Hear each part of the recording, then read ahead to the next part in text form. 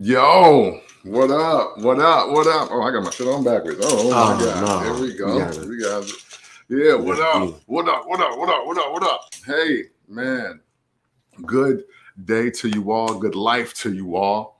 Hope you had an amazing weekend, an amazing SummerSlam weekend. If you're following us on social, we're going to get to that.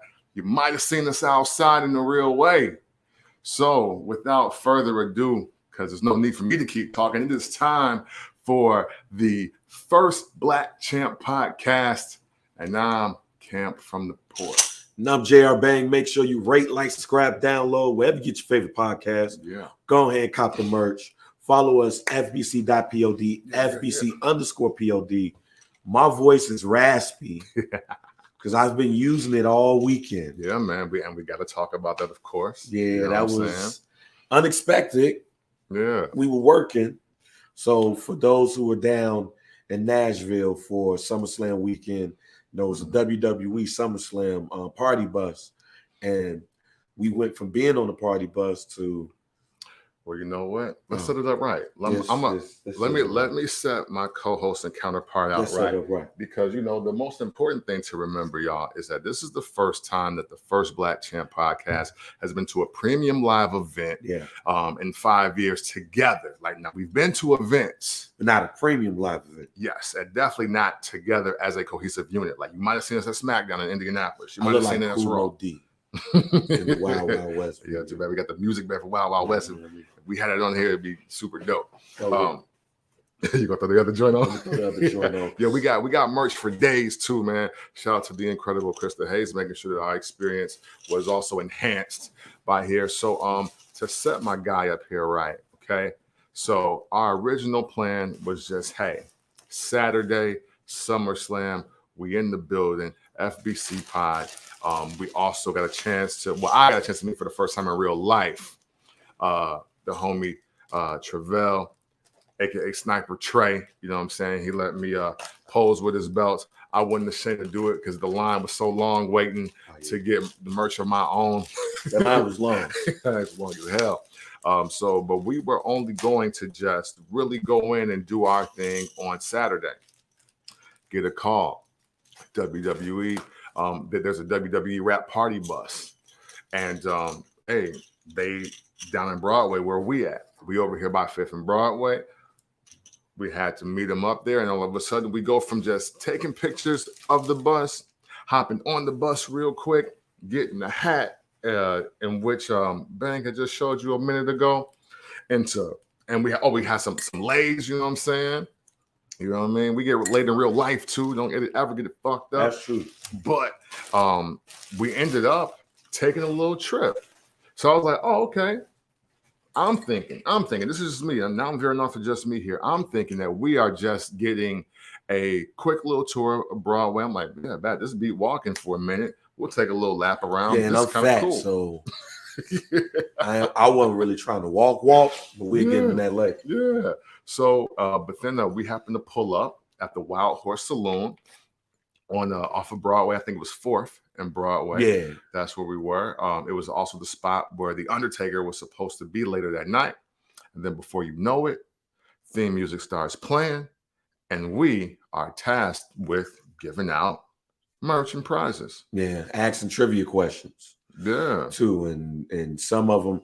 I mean, y'all hear the show, so y'all know I have a vast knowledge of some of these things. I didn't expect to dig in the crates, that this weekend to get the questions off, but we did. The folks had a good time. We gave out these lays and the cool Mo D hat that y'all had me on for SummerSlam. So you got the WWE rep on there with the beam of lights. What up, Ross? No, which Drew should have been out here this weekend. But also with that, when we went to the event, we saw a number of people with these light up hats on. So we did our job. That was not supposed to be our job, but super impromptu. It was super impromptu.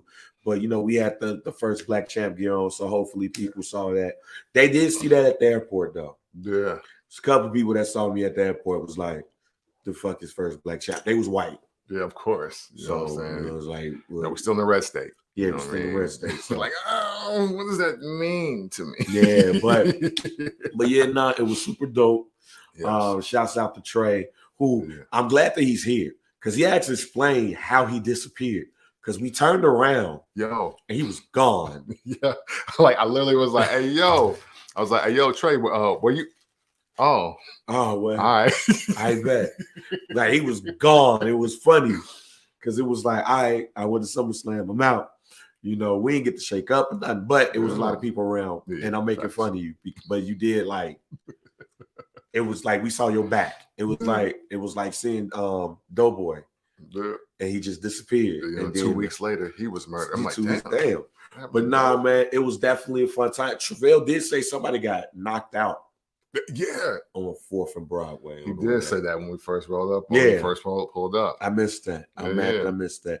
And shout to people, though, real quick. Shout out to the people that knew your wrestling knowledge. Like, it was, I'll say this as just a sidebar.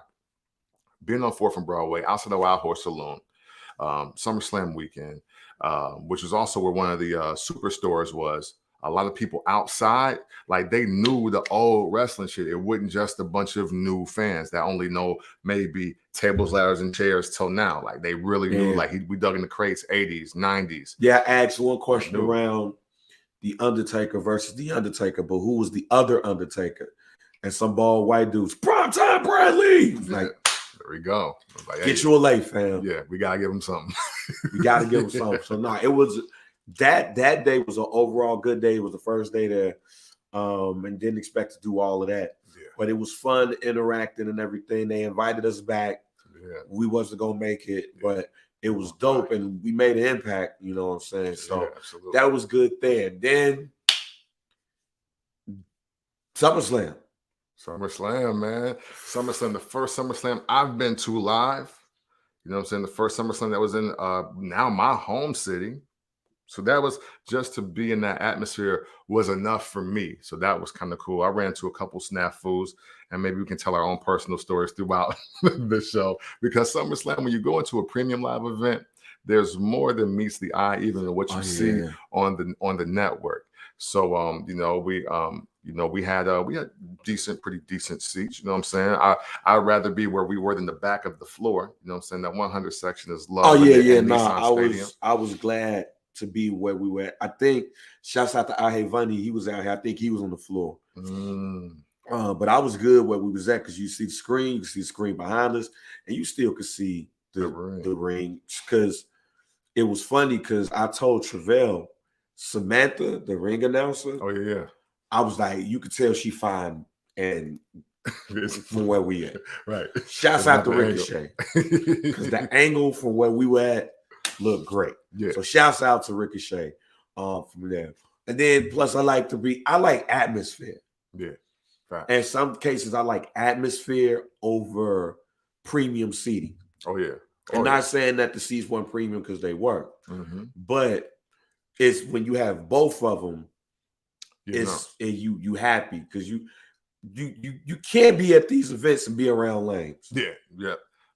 Your section kind of makes the event for you. Yeah. So we was at a nice spot, could see everything, good people around us. It was lit. Yeah. It was lit. So this is my second premium live event. The first one was for me in 2015 at WWE Battleground in St. Louis, the one where Brock Lesnar and Seth Rollins had wrestled, and that was the night that the Undertaker came back. So that was the whole start of the promo with the Undertaker and Brock Lesnar, which we all know how that happened, and we were shocked. Yeah. The section we was at, Travell put something out there. I'll put it in the group. I think I put it in the group. No, I put what Corey Graves said in the group, which we watched it back and I couldn't hear him say it. But we're actually watching it right now. It's going just to see how it looked across the camera. But we're gonna get to the matches. But shouts out, and I'm not a Vice Lord. Only Cam is. That's not. But shouts out to everybody black in our section because when we said Almighty, and we had people throwing up Vice Lord in our section. Look, we gonna make it lit wherever we go, fam. Hey, man, first black champ, man. Like I even heard somebody say, I heard somebody say, Almighty Vice Lord Nation, salute. Oh, he really out there. In the back, I was like, oh, okay. Okay. Like that whole section was lit. So to hear people call him the Almighty, not Almighty, like I mean not Almighty, but Almighty, it was lit. And we're gonna get into the matches and some of the observations with the crowd as well. So we might as well go ahead and start. See, there you go, Ross. There we go. So we're gonna get into the first match, which I called. I knew they was gonna do that one first because they had to set SummerSlam off. Bianca Belair, Becky Lynch. The crowd was lit. This is technically her home state because she's from Knoxville, Tennessee. And we're in Nashville, but it's still repping the state. Bianca Belair, Becky Lynch came out looking like Curry Man from TNA back in the day. Christopher Daniels. So I was laughing at that. But what was your overall thoughts on that match and what you saw and what the crowd saw as well? Oh, before we start, this right here. Kid Rock, when he tongue kissed the lady. Trailer Trash Tammy. I had to Google this because that's a real. Yeah. So like, look, so I made a few mistakes here, ladies and gentlemen. Because one, I thought that was Honey Boo Boo's mom. I did too. That's who I thought it was. So that wasn't. And it wasn't. So like, and then so obviously we have Krista with it, and I was like, man, that's wild that I was like, Kid Rock really the demo out here because he got the, you know what I'm saying, the big white girl. You know what I'm saying? He got the joint out here. And she was like, that's not his girl. I was like, no, it's got to be. Like, why he have his tongue on her face, like her whole face, if that wasn't his girl? And then so that made me Google. And then some other lady did come up as like his fiance. I was like, wait, okay, hold on, what's happening here? And then I just happened to see Googling her. I was like, yo, Kid Rock at SummerSlam. Yeah, the lady came up as Trailer Trash Tammy. But it's a character that she played on TikTok. And I guess she do this. Like, this is kind of like her thing. Like, she basically the Trailer Trash girl that be getting dick. And like, and like people like playing along with it, I guess. I don't know. I'm definitely on TikTok anymore right now. But yeah, apparently that was one of the most funniest but staged moments of the entire SummerSlam event.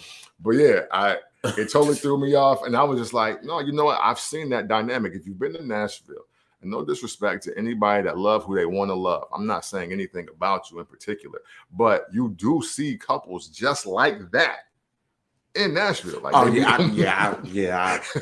be all over. They be all over in Tennessee. I just didn't think it was a character about getting dick. Trailer Trash, Trailer Trash Tammy. I was like, all right, with the Honey Boo Boo mom, right? Wow. All right, so getting back to Bianca Belair, what was your thoughts of the match? Yes. And the crowd reaction as well, because I was surprised. I don't know how it came off here because we watching it with the volume off. Yeah. But what was your thoughts on the match and the crowd reaction for what you saw? So first, kudos to you, #BangBeKnowing, because you made my daughter's day. All right. Because you was like, yo, that might mess around be the first match because she was worried about her camera having enough battery to make sure she get to it. So as soon as the music hit, she was like, yo, Bianca Belair, I gotta get my camera. I was like, oh shit.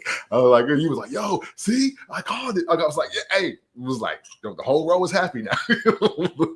So off top, I did, like, we always see the pop, right? When you're on TV, but to see how the arena really went up, and honestly for both of them, because I can't front like Becky Lynch ain't got a strong fan base out there at SummerSlam. It was equal. I'll say that's the first time that a women's match has taken place live that I've seen, being in the arena where the pop was equal for the champ and the challenger of both women, right?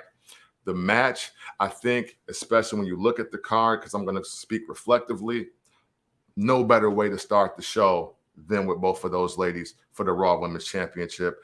Liv and Ronda would have not got it done. I don't even think Pat Corbin would have did what it was supposed to do. Like, you kind of set the tone. It was like, hey, this is going to be something special, even though you've probably already seen the best of both of these ladies already.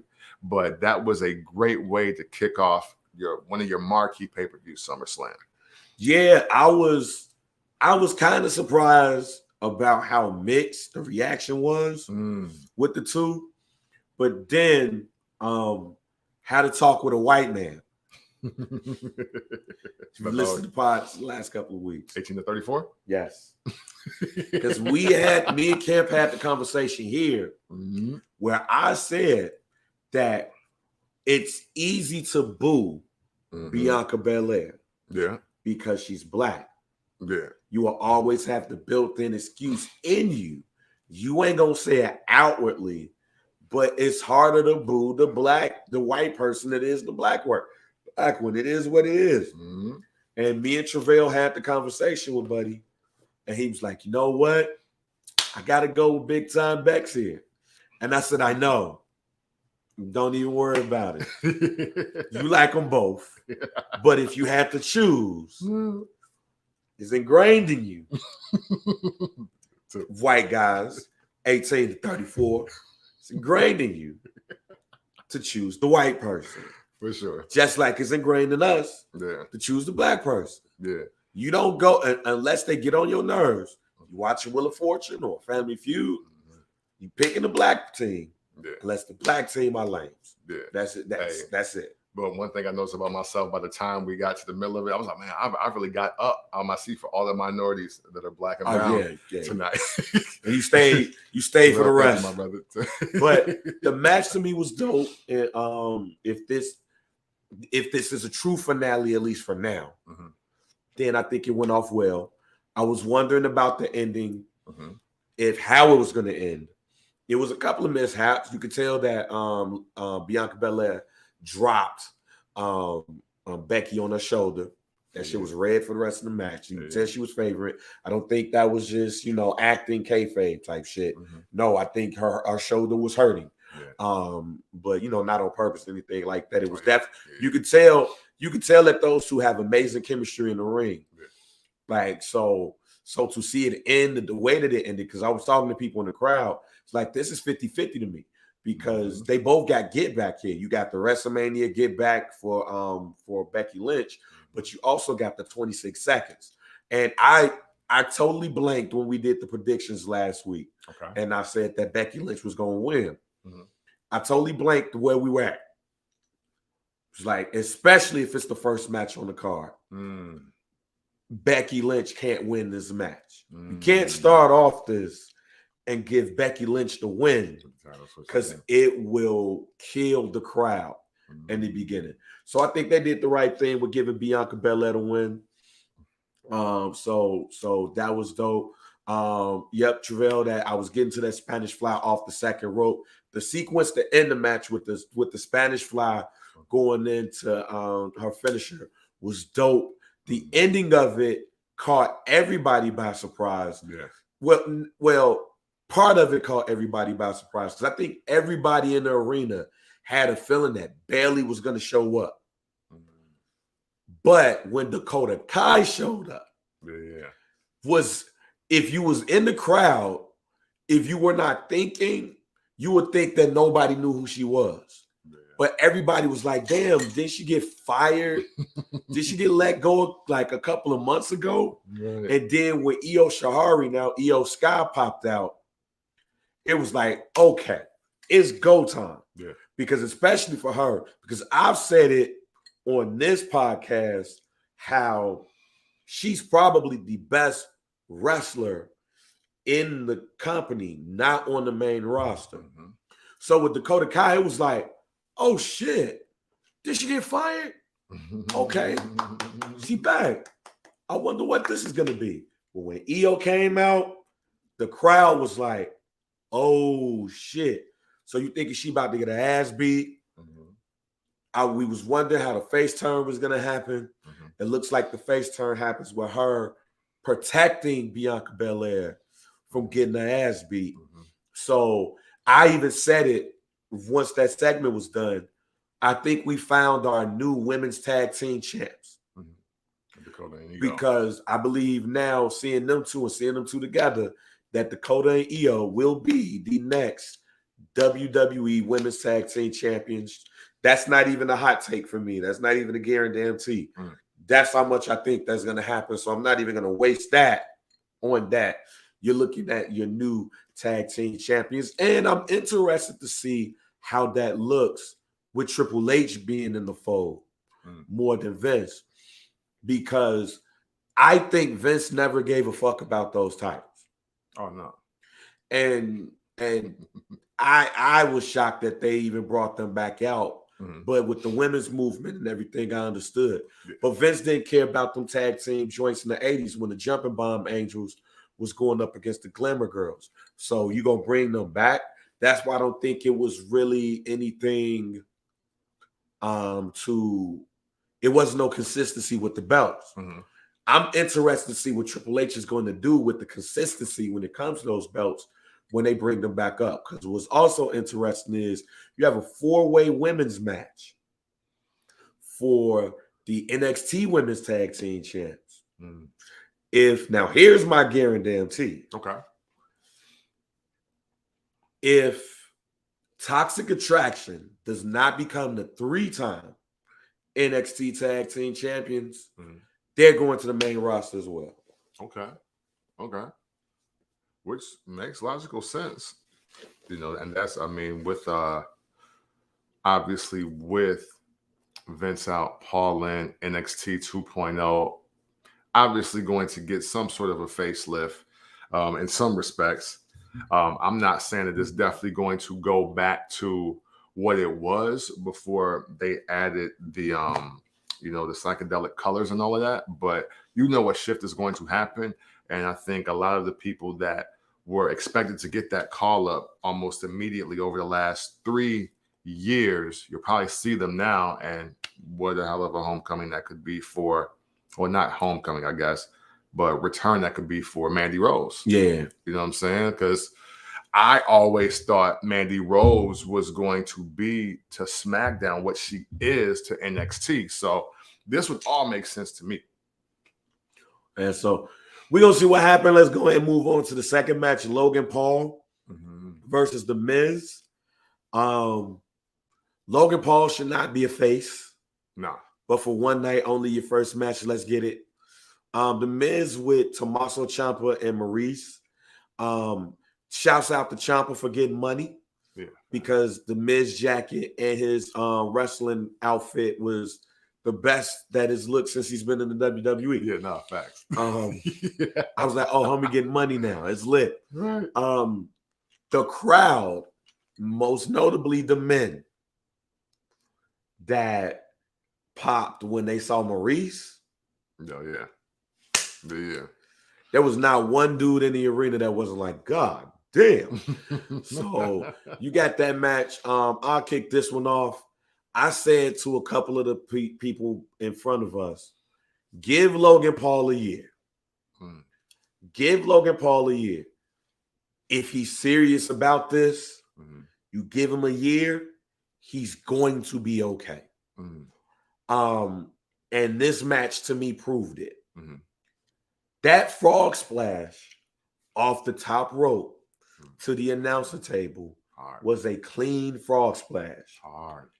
Oh yeah, and it was some kid that was to the left of us that was like, "Get Maurice out of here," and I said, "Nah, fam. Yeah, like, you need to grow here. Up. You need to grow up. You'll figure it out." But she's here. But to the match, that frog splash was clean. So I'm gonna give everybody a homework assignment again onto this pay-per-view again. Go to YouTube and look up When Worlds Collide WCW pay-per-view. Eric Bischoff and WCW produced this pay-per-view for, I think it's C-Mill and AAA.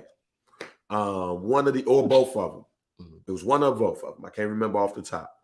But one of the main events was Los Gringos Locos versus I can't remember who it was against. I think it was like Pentagon and somebody else, or Octagon, one of them cats.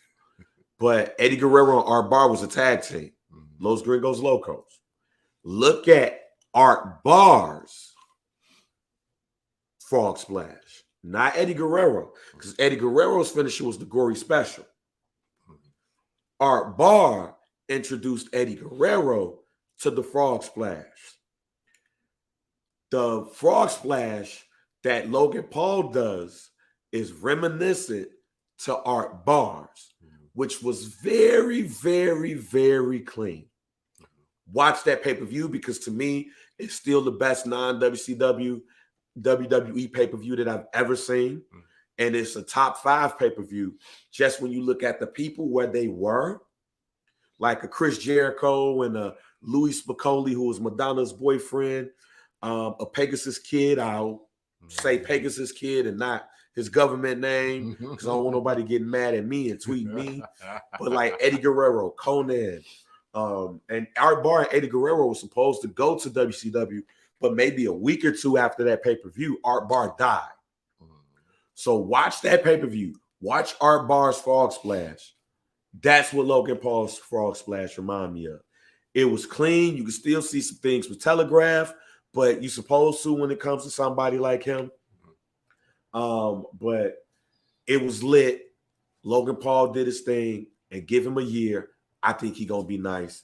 And what I was shocked at is that he went over with the Miz's move, and he also used AJ Styles' move. Yeah, it was like, it's been interesting how, like, the specifically, because we'll talk about him in a minute, like how like Logan Paul and another star outside of the WWE now entering in that space, they're still kind of finding their way as far as finishers, but so they're kind of just displaying just that athleticism that they need to show that, hey, I can really work, I can really get it done. And I think shoot, 2 for 2 for performances for me as far as Logan Paul goes. Yeah. You know what I'm saying? Without question. I do agree with you on the year, because he seems to have a great grasp of just WWE, like sports entertainment. Like, he has a great grasp of that. I would say even better than most just people in the other sport. I mean, obviously, you know, the Paul brothers from the boxing world and just that whole space, and they know how to sell a fight. Yeah. And but now he really is proving that not only do I know how to sell a fight, I can sell you just on just being entertaining in general. And even though I don't think the face shit is going to work, because again, nobody wants to hear about middle America white boys that got a bunch of money that's now doing some other stuff that even poor white kids would be like, yo, get the fuck out my face with that, fam. Like even though they don't want to do it like that, I think what's great to see is that, man, the superstar funnel, if you will, no matter who the WWE has thrown out since Maria Menounos, like no matter who they throw out there, they ready. We not getting the or we getting the okay, they just here to do the hot tag and get a couple hits off. It's like, nah, people really putting in the work. And I love the fact that the crowd was kind of split. It's like, we know we're supposed to boo Miz, but people don't know if they like Logan Paul yet. That's what I got from the piece of the section behind us. Like, there was some people talking like, you know, and you know, my daughter loves the Miz, so she was like, yo, I hate Logan Paul. He should go back to YouTube. Like, that was her comment. And she was like, go back to YouTube. You suck. And I was like, all right, well, bet. I'm here for this. and that works. But overall, really good match. Him using the skull crushing finale. Interesting, but at the same time, I think an appropriate way for a guy that's trying to be a face at the moment. Yeah. As he trying. It ain't gonna work, but he trying. Yeah, so next match was Bobby Lashley versus Austin Theory. Yeah. Again, we had the whole section yelling out Vice Lord or VL. So that was interesting in itself. But the match was short. Yeah. And I was happy about that. So I mean, because hey, look, top 3 matches I didn't want to see on the card was Bobby Lashley versus Austin Theory, or just Theory for the United States Championship. Not because I don't want to see Bobby. That was great. I just don't care about this match. I did not expect him to win. I didn't expect him to give us anything that we hadn't already seen. And that's why I'm like, SummerSlam, okay, right. It's cool. I would have rather had Gunther versus Shinsuke Nakamura in that position. Partly because I don't, and especially with seeing the crowd react to Bobby. This was the one time that 18 to 34 white men shocked me. It was up. It was lit for Bobby Lashley. It was lit. That shows me that Theory's doing his job by being a pure heel. And I got a theory on Theory for later. But Bobby Lashley should not have the United States Championship. No, uncrowned WWE champion. He is the uncrowned WWE champion. They need to separate the belts. Bobby Lashley should be world champion. And that pop that he got that night from everybody, Bobby Lashley does not need the United States champion. In fact, if you go do Bobby Lashley like this with what we have going on, Jake the Snake him. And what I mean by that is Jake the Snake didn't have a title. He barely sniffed a title opportunity. He was just over his shit. I would rather Bobby be the over dude that's beating everybody's ass than, in my opinion, being held down by the United States Championship. And last night was proof positive to me that he's being held down by the United States Championship. He should not be, unless you're going to put him in a feud with somebody. That's why one of my predictions last week was Baron Corbin would win, and then they would finally put him in a position where he would be in a feud for a belt.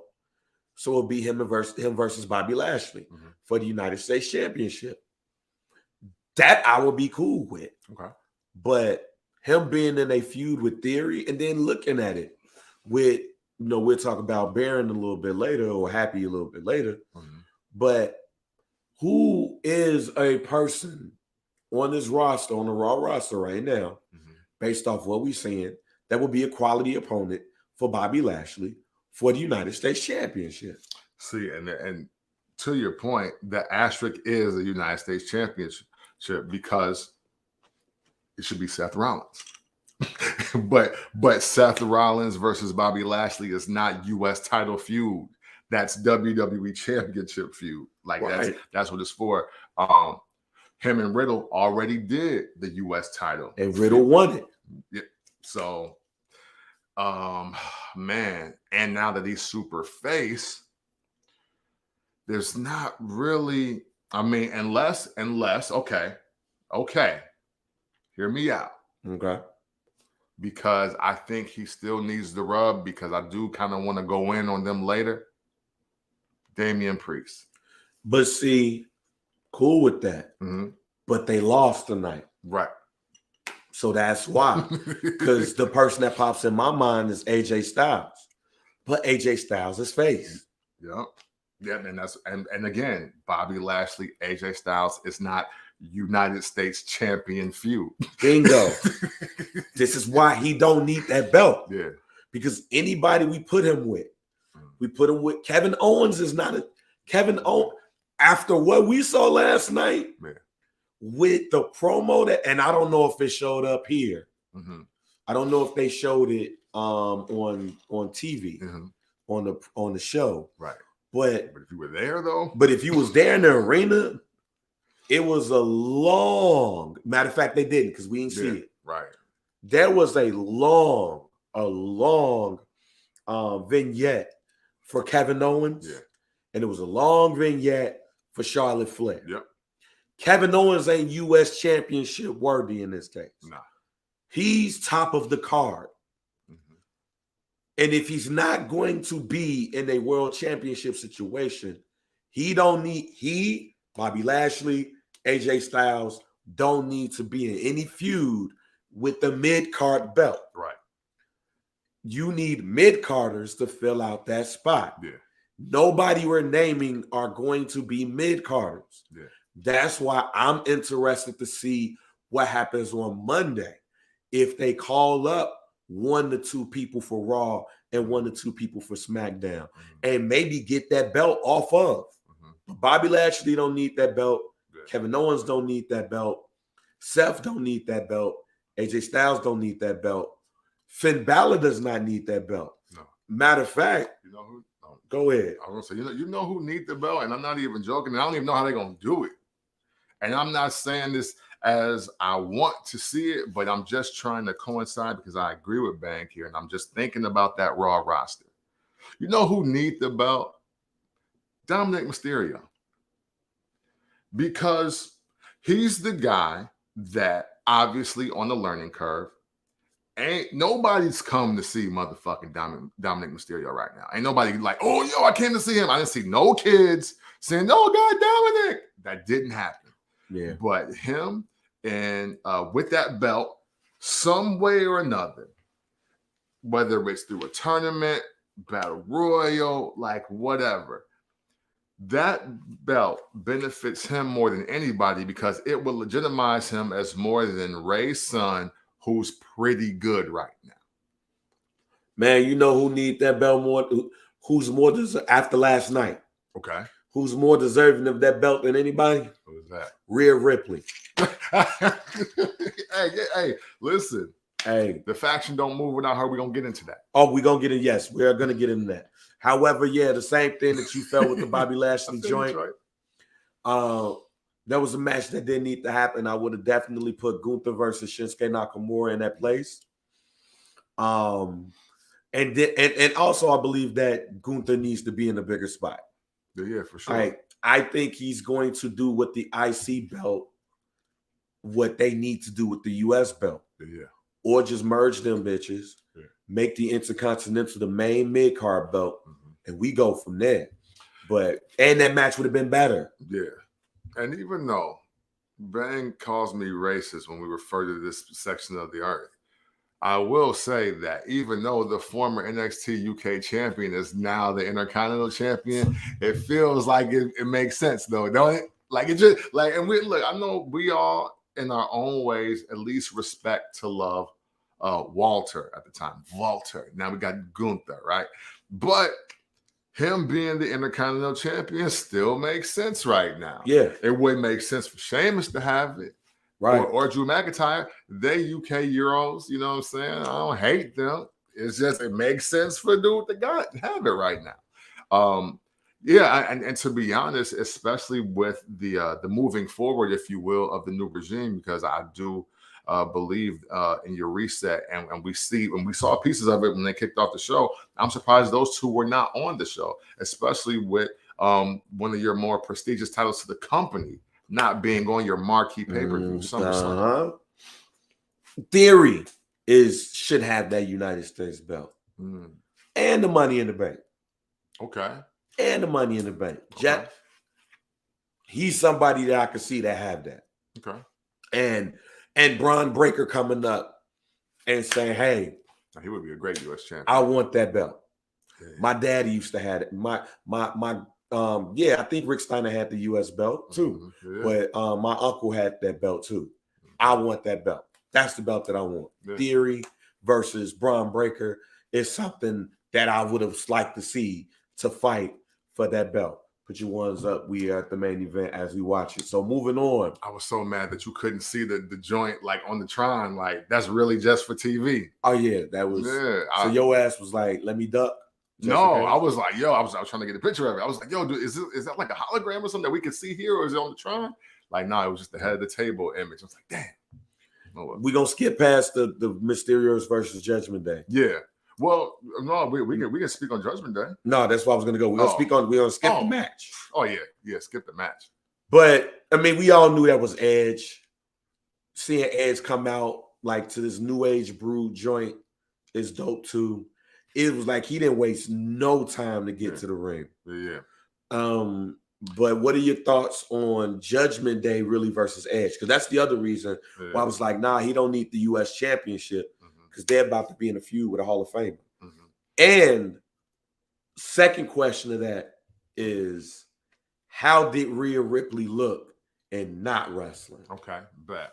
So the first thing I want to say is that I was trying to start the bring back Edge chant when they were on the way down, but I did want to see how the intro looked live.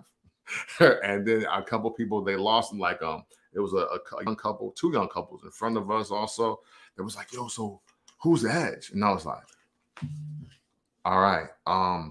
So he started this group that he ain't in them with. They kicked him out. They beat him up and took him out. Started this gangster shit, and it's the motherfucking thanks I get. You know what I'm saying? And but I was like, damn, okay, so this ain't gonna work at all. This ain't gonna ring off. It's like, so whatever. So so Judgment Day with versus Edge, I'm honestly here for it because they need it. They need the boost. If this faction has proven nothing to you, is that you can't just put two guys that have a lot of promise and that one that is very popular, put them together and they're going to make something work. They're not in this space. If y'all remember when this first formed and they added all three but kicked out Edge, I was like, man, who want to listen to these casts for 3 to 5 minutes before a match start? I don't. I doubt any of y'all do. And so far, we've proven that. This faction does not move without Rhea Ripley. And I think that is the most important thing. I was literally watching Raw, the replay, like right before we left. And I'm sitting here like, yo, because I watched their match and I was like, man, they need Rhea Ripley or this ain't gonna work. You know what I'm saying? Like, it's just not gonna happen. And then sure enough, she come back. She muffed the shit out of Ray daughter. Then she snatched up Dominic. I was like, see, and snatched. I was like, and that's why she's the best. That's why she could be the U.S. champion. Actually, I was not joking. Actually, I was not joking when I made that statement. You know what I'm saying? And even though Rhea Ripley, don't get me wrong, I don't anticipate her grabbing the mic and getting me into a match. I will say that Judgment Day means something with her as the front person, almost to the point where it's like maybe they need one more guy or maybe another woman in there. So it's not just those three. There should be 4 of them because she's going to need some help getting these 2 over, even though Finn Balor is supposed to be the leader of this faction now. And for me, Rhea Ripley proved herself on Monday. She's the leader of the faction. When she snatched that boy up like that was her kid and he was bad, like a bad kid at Walmart, she was the leader to me. And she whooped Ray ass too. I forgot. She whooped Ray ass. And then last night, she just threw Dominic on her shoulder and dropped him on his face. Yeah. She's the leader of that faction. Yeah, fact. I don't need to hear them talk. As you hear my voice, y'all probably don't need to hear me talk with the Peter Brady joint. But they don't need to have conversations with the crowd, because even with the music is mysterious and we beating y'all ass. Why do we need to talk? Right. We don't need to talk. Yeah. It was years before we heard Edge and Gangrel and Christian talk. It was a while. We don't need to hear why they turned on Edge. We don't need to hear none of that. We just need to see fights. And that's it, and that's all. And my guarantee involves Rhea Ripley and Bianca Belair. Rhea Ripley is your next women's champion. Like, that's your next women's champion right there. That's the person who should be in a feud. When we saw what happened earlier, I was like, okay, Bayley back. All right, that's lit. But when I saw Rhea Ripley last night, Rhea Ripley versus Bianca Belair, if played white, is The Rock versus Stone Cold. It's John Cena versus Randy Orton. It's Triple H, Shawn Michaels. Rhea Ripley last night in Spot Duty showed me that she is I already knew she was a star, but she showed me then that she's a generational talent because she's in front of the former and first Universal Champion, right? Somebody like Damian Priest, and she exudes leader. Yeah. We're not saying she should be the leader, or at least I'm not saying that she should be the leader. I'm saying she is, and she exudes it when she's in front of those two guys. Yeah. And she's not in front of those two guys like a Trish Stratus is in front of Test and Albert. Right. Yeah, not at all. She's in front of those two guys like us three gonna beat your ass. Yeah. And I probably beat your ass first. Yeah. It's literally the setup of how even you go back to how Dolph Ziggler was in front of AJ and Big E. And then even how Kofi was the original leader of the New Day. Like, he was the obvious front man, like, hey, look, follow my lead and we're going to get somewhere. And then this process, Big E leveled up, Xavier Woods leveled up. And you see it is blatantly obvious. And that's crazy considering the allure, the attraction, and everything that comes with being Finn Balor. And yet he looks very small. I mean, and I don't mean that figuratively, even though obviously you can tell she's just a bigger person than he is. But the fact that Rhea Ripley is just like, is just very commanding. Everything that she does is very commanding. And those two, Damian Priest included, have not learned that yet. And that is what is going to keep Judgment Day afloat. Because honestly, even though Edge came out, to what I wanted when he came out is him to be like, I'm taking this faction back. And y'all got to listen to me because y'all getting y'all ass beat out here. Like, y'all not popping. Like, y'all ain't losing to the Mysterios, fam. Right. Right. Because my thing is this. Edge's promos still make sense because they not taking over the game. Like, they don't run Raw. If Edge was simply manager, yes. Okay. I don't need to see Edge wrestle with them. Oh, no. Oh, yeah. No, right. No. Yeah. No, he'd be like, hey, look, I got this. Let me show y'all how to get to championship. Because he's the better one right within this. Right. So I don't need to see him. I need to see him put them over. Yeah.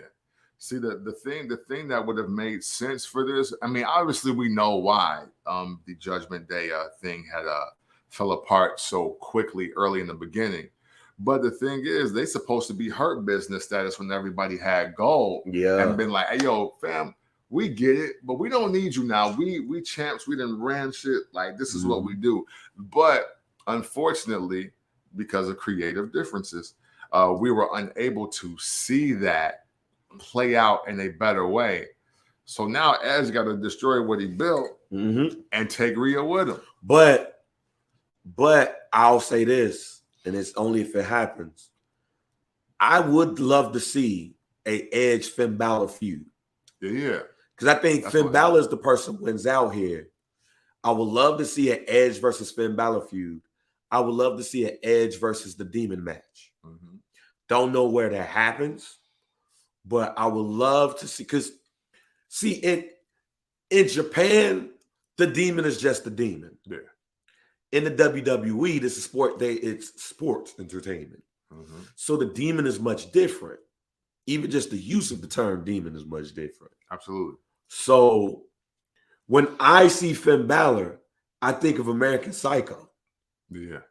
I think of a dude that'll look good in a suit, pause, that if you take him off, there's another side of him that comes out, just so happen to be this demon. Yeah.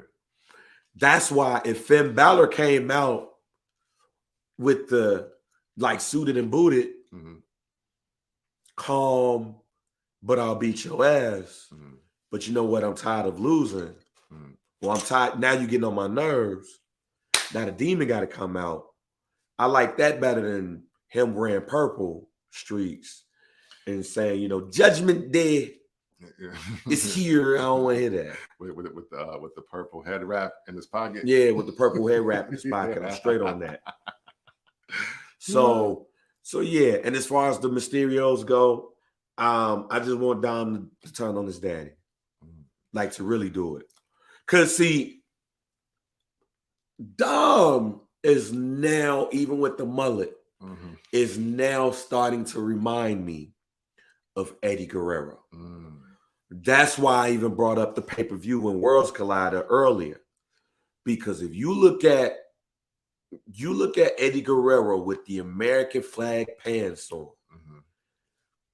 him and Art Barr as Los Gringos Locos, their frog splashes looked like suplexes, power bombs. The impact on the body with that frog splash, it just was like, that's why y'all need to watch When Worlds Collide so y'all can see what I'm talking about for context. But now when I see him come out, because his body's starting to fill out a little bit more, Paul, like he's not just the skinny kid who debuted at SummerSlam during the pandemic. He's starting to fill out a little bit more and stuff. Nah, G, I see early to mid 90s Eddie Guerrero heel. Okay. As far as body shape. Okay. You just got to get him in that mind state, and you got to get him away from his daddy. Yeah. And the best way to get him away from his daddy is to beat his daddy's ass. Yeah. But so. And when you look at that character, you will understand why. It's not necessarily just doing it just to do it. But even my favorite Eddie Guerrero is somebody who was sadistic in a way. So, yeah. So, right now where we sit, right? Where is a scenario where Dom is going to whoop Ray's ass and you going to believe it? It had to have been a situation like last night. Okay. But I don't want him to join Judgment Day to do it. Okay. I want him to be a standalone act. Like, hey, I even go farther because I compared them to two. Logan Paul and Dominic Mysterio in a tag team. Similar to what Los Gringos Locos was. Both of them can do the same move. Right. Yeah. You saw what happened last night when Logan did it. And there's an episode of Lucha Libre on Telemundo that it still stands out to me. It was they were taking turns frog splashing octagon. And it was just get up on the top rope, pow, pow, pow. Get up on the top rope, pow, pow, pow. Get up on the top rope, pow, pow, pow. I'll throw it out there. Triple H, you might never see this, but let me throw this out to you. Los Gringos, and I know you've seen the pay-per-view. You was with the company, I think, or leaving the company around that time, and you said you watched these things. So I know you watched this. When Worlds Collide, Los Gringos Locos, Logan Paul and Dominic Mysterio can be what Art Barr and Eddie Guerrero were supposed to be when they were supposed to go to WCW, but Art Barr unfortunately died. Los Gringos Locos, Logan Paul, Dominic Mysterio. Shout out to Ross, because I definitely thought the Poppy when he said that he started looking like 90s Eddie Guerrero. Matter of fact, I think I still got the photo. Hold on. I'm gonna have to Google it because I got all these SummerSlam, photos. But I'm gonna show you Eddie Guerrero, Los Gringos Locos. And you're gonna be like, okay, I see what you're talking about. Yeah. But Logan Paul, Dominic, and even Pat McAfee in the mix, if those three are working together, and I'm not even saying just as a work or a match or anything, but if those are three guys that are specifically working with each other to get each other better, again, the future will remain in good hands. And just the WWE in general. I think, again, with all the changes, and we know why the changes are happening. There you go. Everything going on. Oh, wow. Damn. Yeah, he do look like homie. He really do look like homie. That's his fam. That's his look. Yeah. Yeah, he got the stash and everything. Everything, it's just 2022. He's like he looks like the WWE 2K22 version of. Yes, they used to come out with the American joints. He looked like the Legends WWE 2K version of Eddie Guerrero, like in real life. Bruh. Wow. Damn. Bruh. Long-term storytelling. Yeah, man. Eddie Guerrero is my daddy. Eddie Guerrero with a Y on Eddie too. Not the IE. The Y Eddie, fam. That's what I'm saying. He got the mullet and everything. I'm telling you. Los Gringos Locos, bring it back with Logan Paul and Eddie Guerrero. So, all right, man, let's go ahead and go to this next match, which turned out to be pretty fun.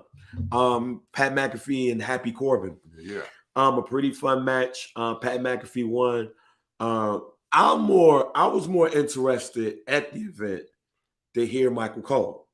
Yeah. So to hear Michael Cole in this match, to hear the emotion, I was telling you, man, Vince must not be in his ear no more. And they told him to be like, this your homie, this your partner. Yeah. So, ride for your person. Like, this ain't Heidenreich, man. Don't be scared like Heidenreich. What was your thoughts on Happy Corbin versus Pat McAfee? Man, well, first, the Massachusetts Mass Choir kind of threw me off at the beginning. I wasn't really sure how that was going to go. I was like, what is that? And then even people around me, they was like, who's singing? And I'm like, all right. But, hey, again, I'll say, well, Pat McAfee is more than 2 for 2 overall. And even though I don't think this is his best match, I think this was a really good moment for him. And I don't know if it's because maybe the NXT run, it was so shocking, but I know he was bleeding in the back. Oh, yeah. This was a very serviceable storytelling type of match. I believe this match, to your point, was more about selling the relationship between Michael Cole and Pat McAfee than it really was about Baron Corbin needing to put Pat over or vice versa. Right. I think you're looking at 2 of the most over guys in the company that haven't been in any kind of title situation whatsoever. For one in recent memory, one since the inception of his career. But you're just getting 2 very serviceable guys. Again, more guys that could another person that could be the U.S. champion or be in the Intercontinental title hunt. Pat McAfee. And I would even still say Baron Corbin right now because, again, we haven't got him in that Universal title picture fully, haven't got him in the WWE championship picture fully. So they're still great in that space. Yeah. But, again, a good match. Didn't love it, definitely didn't hate it. And, yeah, man, it just made sense. It just made sense to do at an event like SummerSlam. Yeah, I still think Baron Corbin should have went over. For those reasons. Pat McAfee does not have to win everything because technically his only losses against what was the War Games. Yeah, he lost. Yeah, and Vince McMahon. Yeah. So like he's like 4-2. Yeah, he's like 4-2, and he's gonna go back to announcing. Like he's not gonna be he's not gonna Steve McMichael it. Where now I'm full time now, and I'm about to be a 4 horseman and U.S. champion. Yeah. So real quick, the sidebar to my guarantee this week, and we'll repeat them before this goes. I believe Pat McAfee's next opponent is Corey Graves. That's my guarantee for this week. They're more long-term story building from the commentary table. I will say this, and even my daughter asked me about this last night. She was like, "So he commentates and wrestles? So does he get 2 contracts?" And I was like, no, he doesn't. I was like, but you know what? You just made me think that he's revolutionized and he's creating he's innovating a new way for you to get yourself into a storyline from just sitting there talking. Yeah. And I'm like, we haven't really seen that before. Like this is what would have happened in my estimation if Jesse Ventura could still go in the late 80s, or if Bobby the Brain Heenan looked like a formidable opponent. It's literally what Pat McAfee is occupying this space of like, hey, yo, I'm gonna talk. I my wanted shit. to see how this looked on TV. Oh, talking about the this is the part where the bulldozer tractor, what have you, is about to tear the arena. And Travell called it. Travell said when he brought the joint out, he gonna pull a. Oh no, it's not on that. But no, Travell called it. He said, "Hey, he gonna do something with that. He probably gonna pull the ring up." And I was like, "Man, I don't know how they gonna do that because there's people over there." Yeah. He's like, "No, he gonna pull it up." It's therefore it's not gonna be. I was like, maybe they gonna put the thing down so can't nobody get up. He was like, "Nah, they gonna pull it up." Hey, and shout out to Brock Lesnar for being the first person to use a piece of table to knock somebody out in a last man standing match. But yeah, moving on. The tag team match where I ain't go front. There was a lot of us that thought that it was going to be a heel turn from one of the Street Profits that happened last night. Yeah, Street Profits versus the Usos. Was it as good as the Money in the Bank match? No, but that's also high praise because that match was an amazing match. Like it's hard to top that one right there. Mm-hmm. But it was still a dope ass match. Yeah.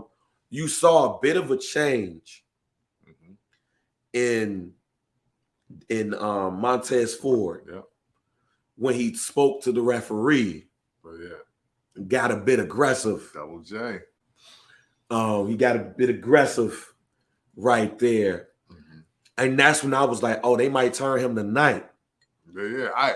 When that happened, I was like, oh, bet finally. I'm 0-for-2 on the turn, but it's happening tonight. But yeah, but it seems to me that if and when it happens, Montez Ford is the heel. Is that a good decision to make him a heel starting out? Yeah, I mean, I'll double down on my original prediction. He's real life 92 Shawn Michaels. Like, he's the real life one. I do wonder, though, with everything that's being said, how do we, even though we obviously people see the moon or even Jupiter for Montez Ford, is he the true next U.S. champion? To get him in that launch pad of space to be like, okay, now it's time to get you into that major title hunt, WWE Undisputed Universal Championship. No. Okay. I think he's getting pushed to the moon. Okay. I think when it happens, I'm not saying he's going to get the title. Okay. I'm saying that he's going to be at the top of the card when it happens. Mm-hmm. It's not going to be like Big E, all right, we moving you over here, become the Intercontinental Champion, and we start you off. No. Okay. It's just one of the reasons why they have to get both titles off of Roman. Mm-hmm.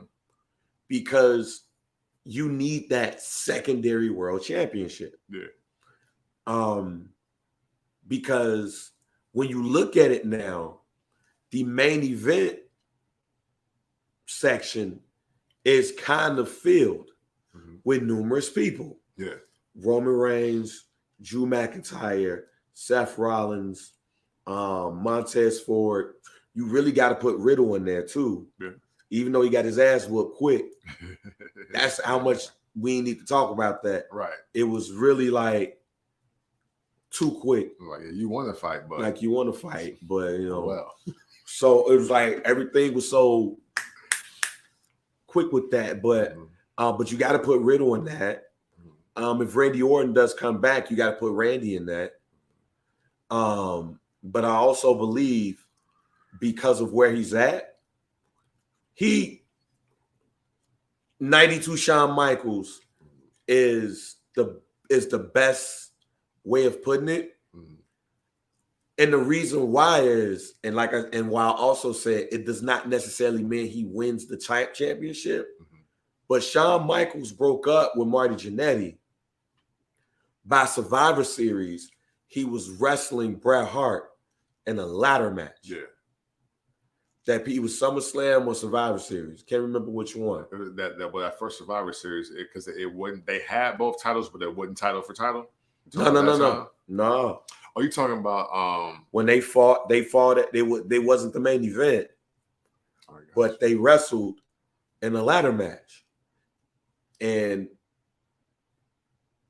Shawn, that can very well be him. Mm-hmm. Now he get up in there, don't win it, get the Intercontinental Championship. Then next thing you know, WrestleMania 11, Shawn Michaels is wrestling for the world title because he just won the Royal Rumble. Okay. So that's how I'm looking at it, where it's like he's getting pushed to the moon, might not necessarily win the championship, but he's going to be involved. I got you. In the top of the card more than, I'm about to go fight Gunther for this Intercontinental Championship, or I'm about to fight Bobby for this United States Championship. So dig it. Who's the heel tag team on Raw right now on Raw? Alpha Academy. Yeah, that's right. Okay. And I also believe, and see, that's the whole thing about my prediction with the reset last week, why a reset is needed. Because if you're going to do that, if you're going to do this, the Usos need bodies. That's why I'm going to go back to one of my other guarantees is since Kevin Owens can't really be involved in the title match, so like for the World Universal title, so to speak, I still stay with my prediction that Kevin Owens and Sami Zayn will be the team that dethrone the Usos, and maybe that happens at WrestleMania. Okay.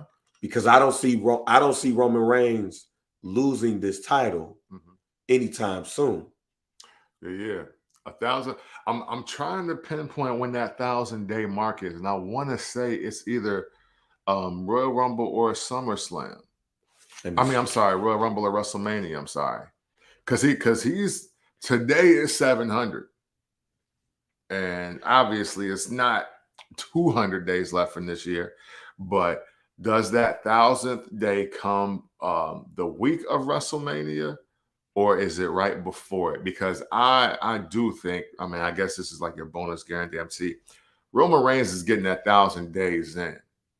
At this point, why stop him at 700 and some change? You know what I'm saying? Close the year out as the champ. Most dominant. Okay, here we go. Era. 300, we'll just say it at 300 because it's at 700 today. Yep. Saturday, May 27th, 2023 will mark 300 days from today. So that would be the 1,000th mark. So he should have that record when SummerSlam comes. Yeah. Hey, and what better place to lose it than where he originally won it? SummerSlam.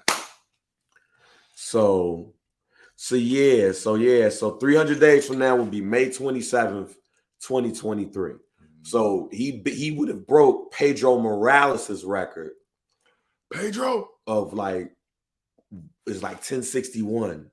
Coming for you, nigga. Yeah. So by SummerSlam, he should have broken Pedro's record, which is the record to break because everybody else would be way too far because, Bruno Sammartino had that bitch for like 8 years then 4 years. Yeah, nobody's ever beaten that. Wrestling 4 times at the Garden a year for 8 years. It's just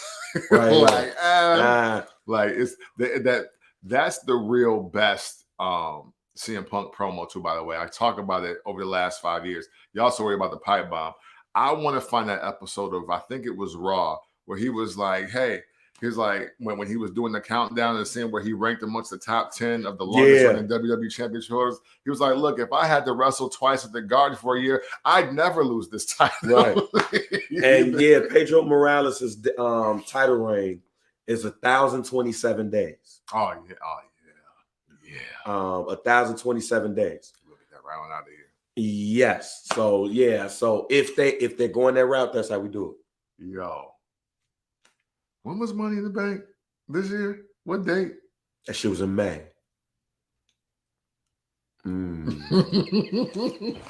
Yo.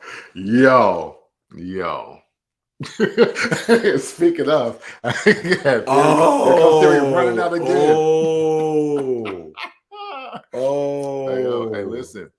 Wow. The clock is on. The clock is on. Theory too, because he has a little over 300 days to cash in. No, my bad. Yeah. I'm wrong. I'm wrong. Money in the Bank this year was June 2nd. Yeah. Wow. Yo. Long-term storybooking, ladies and gentlemen. Yeah. So I think the show's guarantee is that whoever has the Money in the Bank is going to hold it until May, after May 27th, 2023, which will mark Roman Reigns breaking Pedro Morales' record. Hold, man. Hey, and again, because I keep reminding y'all, Theory still becomes the youngest undisputed Universal WWE champion, even if he waits another year. He's going to turn 25 this week. So wait a minute. So look, this is the interesting joint, right? And if they could be counting, we call July 2nd. Yeah, that's what I'm saying. That's why we was honoring. But yeah, if they do the combined reigns, it doesn't matter. Yeah, no, he's still over. Because Pedro Morales was only the champ once. It was 10-27. John Cena is after him with the combined days of 1,012.34. So the question will become if they want him to break Pedro's record or if they want to get him to get past John Cena. I think him being above Cena is the move because hey, look, I keep telling y'all, and I'm going to keep telling you, as long as things happen the way they're supposed to happen. Whoa, no, because Vince ain't there no more. Right. You know what? John Cena may not beat Ric Flair record no more. I thought Vince was going to at least run the company till 85, and that was going to put John Cena like 3 over. Like he's going to be the 20-time world champion. That was the guarantee I was holding on to until the day after or the show after John Cena was to win the 16-time title. Right. Because my thought is, even though he's like, everybody was like, one more match, and he was clear, like, it's going to be way more than one, but we're going to get to that. And I was like, okay, he ain't doing nothing but title matches and title runs. But Ric Flair even said he doesn't think he's going to do it. Yeah. He'll wrestle, but he don't think he's going to break that record. Yeah, because John Cena don't want to. And you know what? Well, I don't know how he feels today, but I don't think he want to do it. When he was at time 13 and 14, he was like, I don't even want to do it like that. Now, what might be interesting though is you keep that John, the way they do modern era, Roman Reigns, if he defeats John Cena's record, would be the longest. They will, because if you know the WWE, they would change history in your face. Oh, yeah, for sure.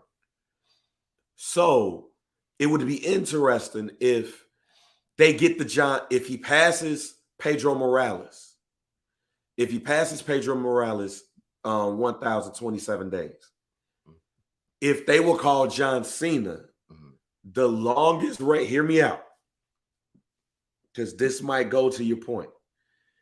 They say that he is the longest reigning champion in the WWE modern era. There we go. Of the modern era. That's your ultimate asterisk now. But then you got Roman Reigns, who is second. So they eventually match up again, and either you break Ric Flair's record or you break John Cena's record, which John Cena wouldn't want him to break his record, so to speak. Right. So I'm going to fight you, and I might not want to break said record, but in order to keep you from making history, I need to then make history. Right. Yeah. There you go. Hey, that That's the kind of storytelling that the WWE will need. Long-term storytelling. You know what I'm saying? To separate themselves apart. And because, hey, look, we figured out that the best of 7 series between Brock and Cena, Brock and Roman is a real thing. I don't know. Are Cena and Roman Reigns are now a best of 5 now? Hey, man, Roman Reigns been winning all them joints, though. Right, so. Yeah. Cena got swept so far. So we'll see. But it's clear to me that they are trying to rewrite record books for this generation. Yeah. And the biggest one to remake is, you don't count Bruno Sammartino because you say that's another era. Yeah. So you would kind of start to say the same thing for Hogan. Mm-hmm. But Hogan is number 2. Yeah. Number 3 is John Cena. And number 4 is Pedro Morales. Oh, shit, that's Michelle McCool. Yeah, she was there. I caught that. Ooh. Yeah, she was there. She was there front row, Michelle McCool. I caught that last night. Like, oh, okay. But I don't know if the Undertaker was right there. I think he was in the back. Because the Undertaker can't be out there watching the shit. He be bothering him all day. Can I get a picture? If the Undertaker was just in the front row as a fan, I'd be like, all right, fam, no, you need to get your hat and go. Yeah, because they go Dwight Howard. Dwight Howard and the Titans are all in the same joint. So I saw that last night too. Which was interesting because he says that he wants to be a WWE superstar when he retires. Thanks. Yeah, I don't know if I want to see Dwight Howard wrestling. No, I would rather see him on Dancing with the Stars. No cap. No cap. So, but yeah, it's gonna be interesting how that goes when it comes to that. No, we had sidebarred real quick right there, but it's gonna be very interesting. And with the Usos, how does that work too? Mm-hmm. Like, at one point, does the Usos become the longest reigning tag team champs in history? I think in combined days, Kofi is number 1 with 1,300 days. I think I saw in a tweet last night. He's number 1 in those days, whereas number 2 are the Usos, tied because they've always been a tag team. Xavier Woods is 4th. Okay. And I'm not gonna see. There you go, Travell. Let's move on. Liv Morgan versus Ronda Rousey. It was hard for me to see what happened. Okay. I didn't see the tap until watching it now. To the replay. Okay. Until we saw it right now. But what was your thoughts?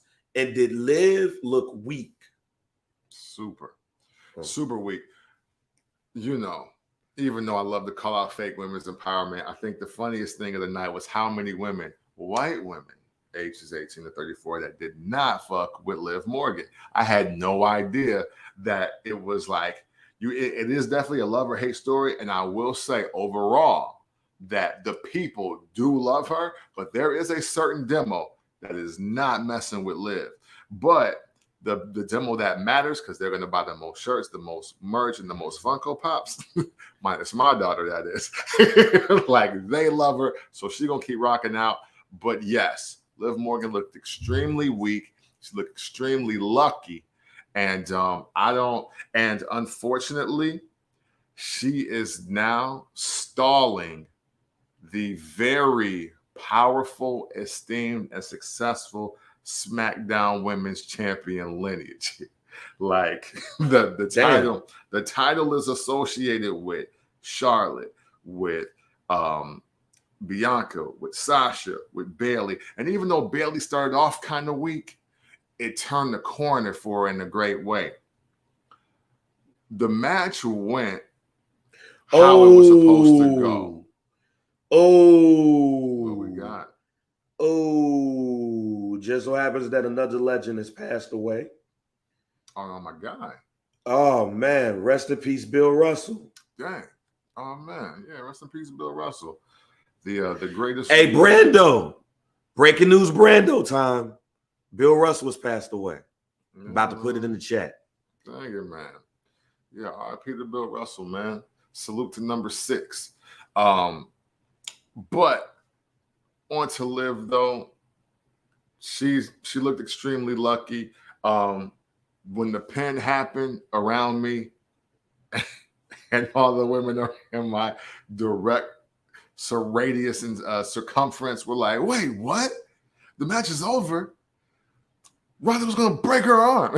And I was like, nah, her shoulders was down. So, she won the match. And nobody seemed to be very pleased by that. How do you set her up? Because now Ronda Rousey has lost her rematch, but really anybody can take that title from her on SmackDown. What that means for the SmackDown Women's Championship, I honestly don't know. I don't want to see Liv Morgan face anybody, if I'm just keeping it real. It does not matter to me, because unless she's going to take a AJ Lee turn, drop that title this Friday. Man, that's my final answer. I think Charlotte Flair is going to win her 14th title through Liv Morgan. I think Liv Morgan is transitional champion. She's Chris Jericho. When he defeated Rock and Stone Cold in one night. When Mick Foley was like, yo, you're transitional champion. He's like, I'm not transitional champion.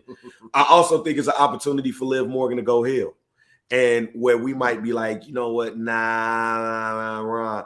I think it's going to be a slow burn for her. Nah, he can't do that, fam. Ric Flair can't do that. Hey, man. But nah, man, like pray for Rick. But no, I think it's an opportunity for a slow burn and then to grow into another character. Because to your point, it was a nice pop for Liv Morgan, but I think now that she has the championship, now you can't use the, I'm out here trying to make it, hopefully I can. No, bitch, you're the champ now. Right, yeah. We need you to act like you the champ. We don't need you to act like you a hoe. And you out here getting hoed still. You are the champion no matter how you got it. Yeah. And that's what kind of like Ronda Rousey's promo was like, bitch, you still Liv Morgan. right. Like that's how you still Liv Morgan. I'm going to beat you because you're Liv Morgan. Yeah. So I think they have to get rid of the, we're still striving to make it shit. And they got to make her a little bit crazy. And Edge, I forgot about this. Edge, like, oh yeah, when he was right, yeah, like it's like, I need to be somebody else. But you know what? I forgot about this, and I didn't even think about it because the focus was on Liv. But Ronda officially like trying to turn the heat up. That's one of the best moments. Again, the time with Natty, I think, really helped. But this really flipping out and beating Liv Morgan's ass, I think that helps Ronda Rousey as well, because now she can be the heel she needs to be. Even though I would say, even though the pop was what it was for Liv, the consensus of the people around us is that Ronda Rousey should win that title back and be the champ again, which I was surprised. But I guess when SmackDown looks the way it looks and you got who you got, yeah, I guess Ronda should be the champ until Charlotte comes back, because now Bayley, Dakota, Io, Bianca, Becky, all on Raw. So, I mean, no Naomi, no Sasha, no Rhea. She's on Raw. Is Doudrop gonna get flipped over? And her being the SmackDown champion makes more sense right now at this moment. They've now stacked the Raw roster, the Raw women's roster. It makes me wonder who's going to be debuting or coming up or just resurfacing besides Charlotte Flair on SmackDown, because now that whole division needs a facelift to turn Liv Morgan one way or the other. And until we see something that's worthy, getting that title off of her immediately. God damn. No, I ain't see that happen to Lil Durk last night. Wait, so you said something? Wait, no, you said something happened to him. What yeah, do you mean? There's some explosions at Lollapalooza. Oh shit! Hit that nigga in the face. God damn. What's his eyes? Never mind. I'm not gonna make no jokes. Some kids is crazy. Yeah, don't do that. But yeah. Prayers for Dirk. I hope he's well, because you don't want to get Michael Jackson out here with he got Michael Jackson in the face. That's what it was. Jesus. God damn. Now getting to the main event of the evening, Brock Lesnar versus Roman Reigns. We were on. Shouts out to Mills and the A Show for having a Spaces last night. But it was some egregious shit that was being said during that Spaces last night. Not from Mills, but from people that were talking, saying that was the greatest last man standing match of all time. So we were hot taking as soon as the show was over. It was like, wow, John Cena versus Batista pops up in my mind before this would. Randy Triple H. Yeah, Randy Triple H pops up. In this, and there's a couple others, but it was egregious that was going on last night that was being said. But anyway, the last installment of Brock Lesnar versus Roman Reigns in their best of 7, which turned out to be a best of 7. We just didn't know it. But Roman Reigns took home the belt last night. It was a lot of hijinks, including something we've never seen before, which was a track. What was that one? The shovel, the tractor shovels lifting the ring up. Again, call it the tractor dozer. Yeah, the tractor dozer, bulldozer, lifting it up. So shouts out to Trey. He said, "Hey, they lifting it up. That's the only thing they're gonna be able to do with this. They're gonna lift it up." So you end up that happening. The Usos came out to help out the cousin to defeat Brock Lesnar. Brock Lesnar not stopping and getting up. Anytime he got hit up in the head. Austin Theory coming down with the thought of cashing in the Money in the Bank. Everything was there for it. That crowd turned when that was like that crowd. Man, get the fuck out of here. That crowd turned so fast. Yeah, it was literally like, oh hell no. We're not here for this. Yeah. So I'm glad that he didn't cash in. Yeah. Because that crowd would have turned. Oh yeah. At the end of the night, it would have been boo, fuck this. Yeah. If that would have happened. With that being said, where does this rank in the matches of Roman Reigns versus Brock Lesnar? Because mind you, this is a main event that none of us really wanted. Right. But are you glad that it happened based off what you saw last night? You know what? Yeah. And this is also why I'm happy that Theory's cash-in was unsuccessful, because this is 7. Roman Reigns won 4-3. This is over at least till 2025 if Brock decides that he wants to do business with Paul, even though Vince is no longer around. Where I place this match within theirs, I'll say in the like number 4. Let's just call it number 4. I've never really sat and thought any Roman Reigns versus Brock Lesnar match was exceptional. Yeah. But this does beat the spear super punch match, where literally those were the only moves that got done, spears and super punches. And suplexes. Yeah. What was the first two? The other one was the suplex. The other one was the spear suplex match. You said super punches, spears, and what was the other one? That one match was just spears and super punches. But then it was the spear super punch suplex city match, Heist of the Century one. Yeah, which I'm going to still say that one's number 1 because of the ending. Yeah, even though it had nothing to do with them, that's number 1. Then you had the Saudi Mania joint. Yeah, and they did a cage, right? I think so. That cage I got I want to say it's probably 2 or 3. Okay, and then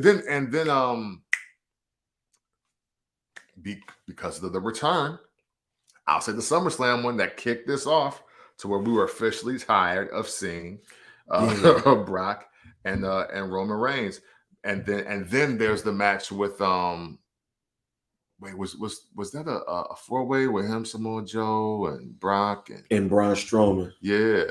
So was he in that fight? Yeah, he was. He was. That's when Braun Strowman got knocked out. Yep. So that's when he hit him for real. So yeah. So as I'm giving y'all these matches, yeah, the last man standing is in that top 4. Put it wherever you want. I don't care if I don't even care if it's second. I don't care. It's just a few that obviously, and you know what, and I don't want to say this and people take it the wrong way, because both of these gentlemen are actually amazing workers for what they're supposed to do. They're amazing works. I don't get caught up in the hype because they don't do moonsaults and somersaults and super kicks, that they don't give you 3.5 or better matches, because they do. It's just that when you get the aesthetic and you want to see two people dominate, how many times do you want to see King Kong face Godzilla? You know, like how many times do you really want to see it? Honestly, we could have kept it at 3 and I would have been cool. But the problem is that Brock was up 3-0 and he ain't the future. So yeah, I think the match served its purpose. I think it was a great moment in time overall. Just a great moment in time overall. Top 4 match from them. Glad it's over. Let's move forward with whoever that may be. I'm cool. Brock Lesnar obviously does not have to be around until there's another Universal Champion, a new WWE Champion, or a new undisputed Universal WWE Champion, and I'm cool with that. I think that's going to be the last time we see Brock Lesnar for a while in the WWE. I don't think he's done, because as long as they got money, he's around. Mm-hmm. I think we're done with Brock versus Roman. Mm-hmm. We're not done with Brock versus Drew. Oh, yeah, damn. Yeah, because that's only twice, right? Yes. So that's what I want to throw out. Why? Because there's still a Drew that you could put him in a match in. And low key, there's still a Seth Rollins that you could put him in a match in too. Real quick here. How do you feel? And I think I know the answer. I just want to throw it out there because they obviously keep pushing my man for a reason. How do you feel about Brock face, Sheamus heel? Nah. Okay.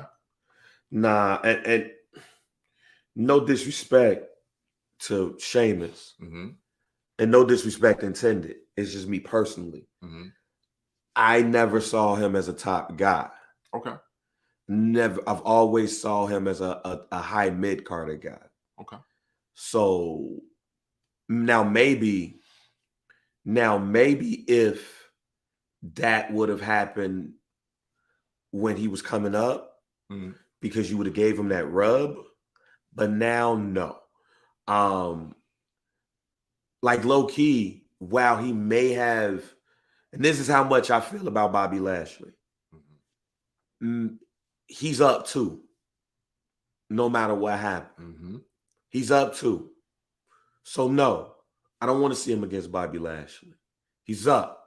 He's beat him. And if you look at that match, that second match, if you look at that second match, I'm good on that. I'm good on that because that black man was beating his ass. Good on it. Yeah. So Drew McIntyre is more of his speed. That's how I'm saying it. Okay. Drew McIntyre is more Brock Lesnar speed.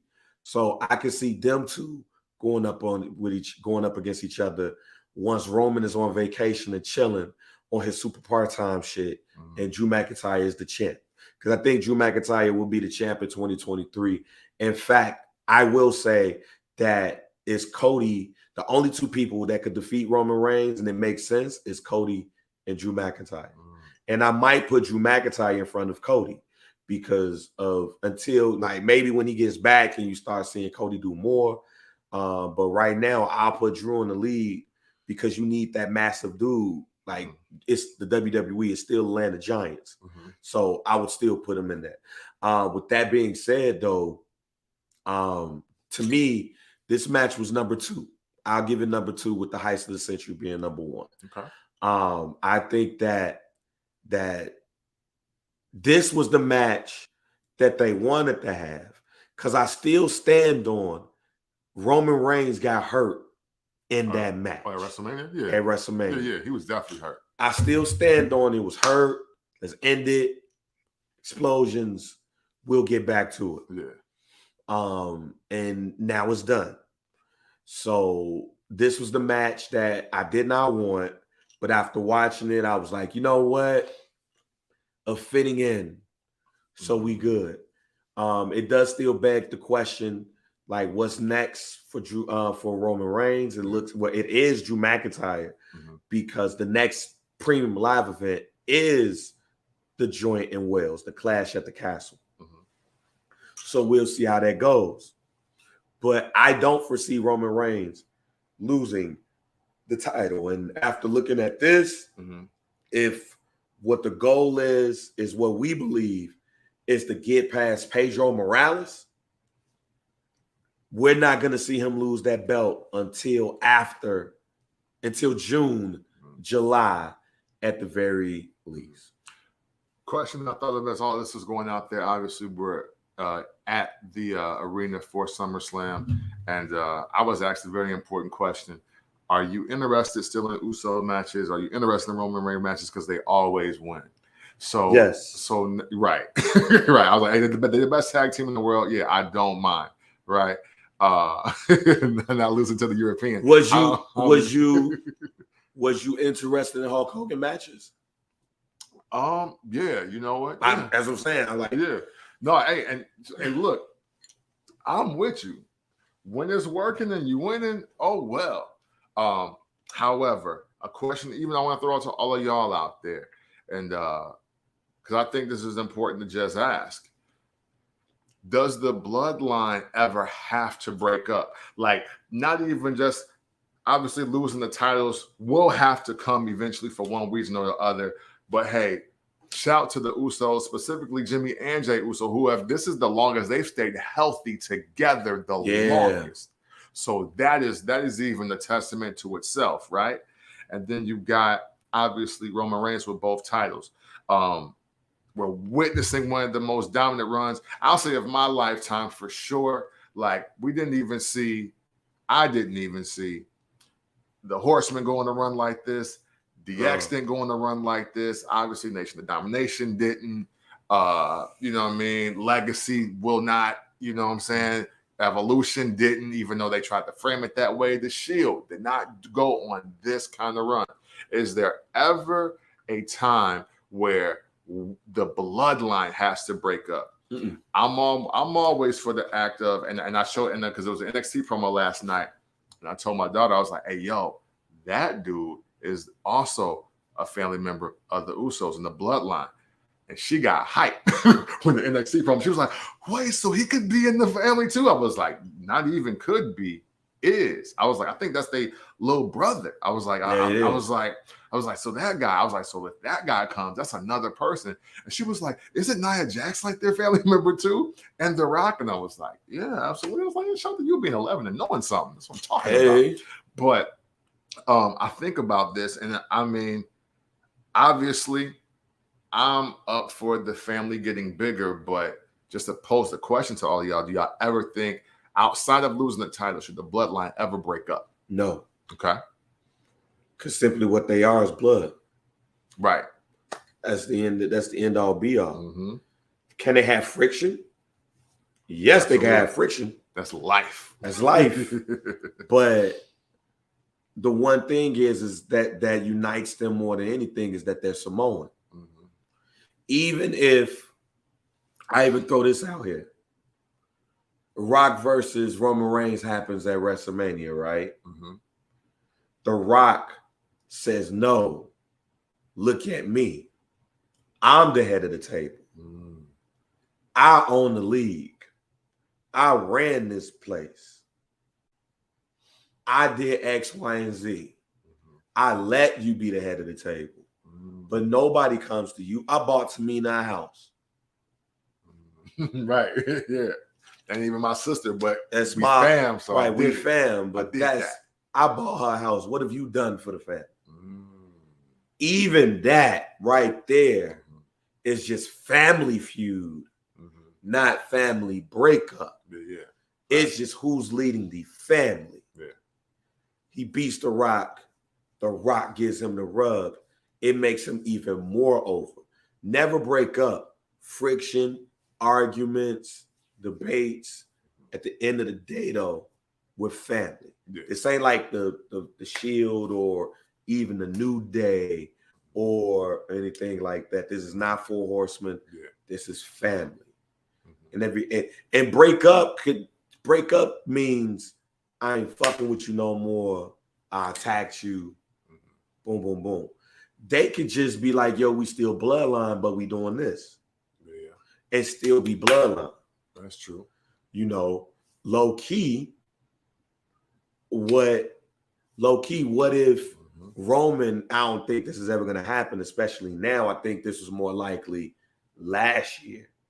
But what if Roman Reigns were to say, hey, it's back to getting you the main event, Jay. I'm going to get you back there, then I'm going to take this break. Yeah, now you the champ. Or you go get that belt. Now you be the champ. Yeah. And then it's Jay, but it's Jimmy and Solo who's tagging up. Or just being on some Freebird type shit. Because what you've never seen from them, which is very interesting, is never using the Freebird rule. Yeah. When they technically could use the Freebird rule because they're a 3-man team. Yeah. Yeah. I mean, because the Bloodline is a whole different tag team from the Usos. Mm-hmm. Hey, listen, I love the possibilities of it. Obviously, more casual wrestling fans have been around me, and just younger wrestling fans are around me. And obviously, I try to take myself strictly in the entertainment aspect of it and not overthink it. I love the Bloodline. Personally, it's my favorite faction of all time at this point. I'm not even going to mince words about it. Because as an adult, I haven't been this interested in any family, faction, team, whatever, as much as I have been invested in them. So I don't think this ever has to end, only evolve and expand. And there are so many stories to be told that it just makes sense to make sure Roman and the gang keep the lights on. And but I am looking forward to the Elimination Tag Team Championship, Elimination Chamber, where all the belts is on the line. Whoever get pins is going to win with respective titles. I just think that should happen. I like the Usos being in the chase as well as being the champs.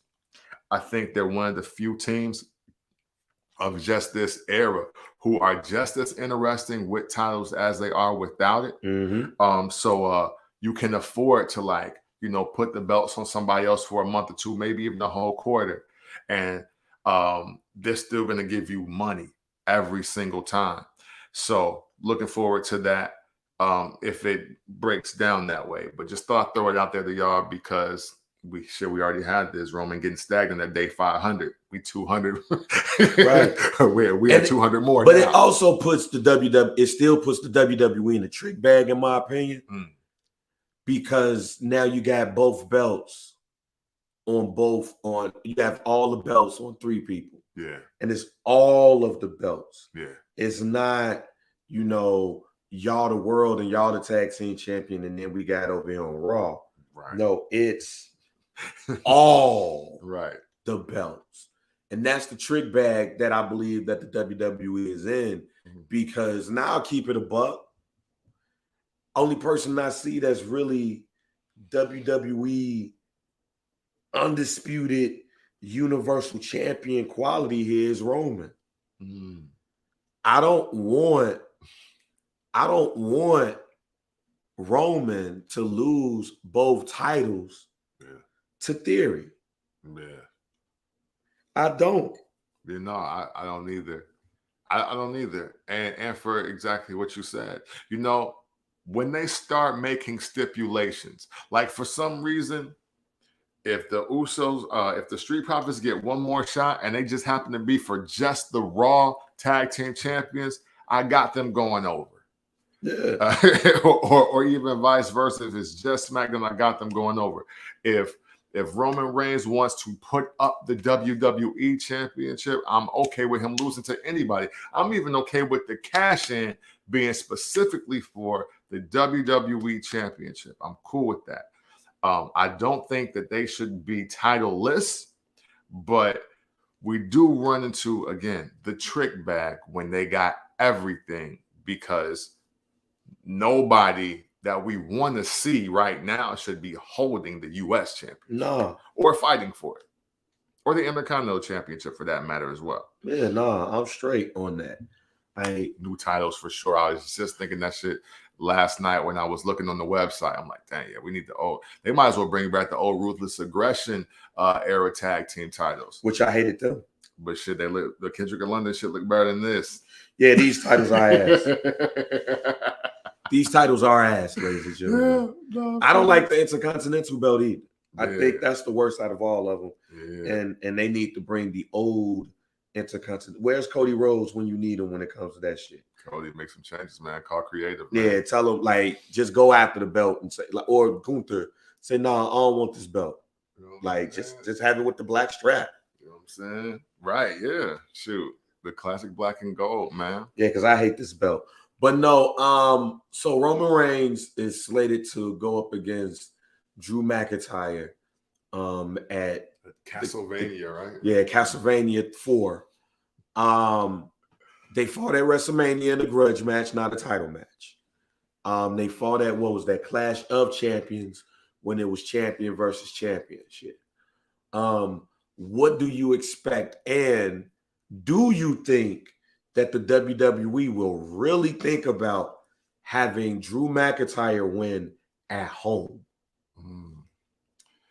You know, it's pretty interesting, because on one hand, Drew McIntyre still needs all of his real title moments that happened during the pandemic. Like, he needs all those made goods. Just keeping it a buck. See, this is the thing where I say I don't mind one title being on the line, because Drew McIntyre win the Universal or the WWE Championship at Castlevania 4 in his home country. I think that's a great story for him to tell, just for all the work that he put in 2020 that we all seen in empty arenas. I just think it's cool for him to get that moment just off GP for that. I don't think it's going to happen, because what it looked like, the Tribal Chief losing and somewhere that he need a passport for. Like, come on, man. Like, nah, we're not doing that. Like, you can have a good ass match. You can beat me by count out, right, or disqualification. But you're not beating me and taking both belts off me over there. Nah. Yeah, man, this ain't British Bulldog versus Bret Hart in 91. Yeah. This ain't SummerSlam 91. Nah. I'm straight. Or 92. I'm good. Yeah. It's a good story. My man coming back home to fight for the world championship. Mm-hmm. The vignette should be straight, you know what I'm saying, and all of that. Should be a good build-up. But this ain't that. This ain't Saudi Mania. At all. No, we going to Europe. This right. is, to me, this is a European house show. Like, normally he would be racist here. Nah. I'm going to be racist today. Okay. This is European pay-per-view, fam. This is what was the pay-per-view that they had in Europe? Oh, UK invasion? Yeah, insurrection or invasion or some shit. But both. Yup. Did they drop a title there? No. Straight. Not even the European title. You know what I'm saying? Yeah. Hey, Aaron Ross, and I'd still buy the European Championship, just get my D'Lo Brown on. Yeah, like, nah, fam, I'm straight on that. I'm straight on Roman Reigns going out of all places, Europe. Yeah. And losing the belt. Yeah. I'm down for the Yokozuna count out. Yeah, facts. Like, I had you beat. But yeah, man, Roman Reigns need to win or lose the belt on Pacific, Central, or Eastern time. Yeah. That's it. That's what I got. Right. No Mountain Time. He don't deserve to lose the title in Denver. Yeah, nah.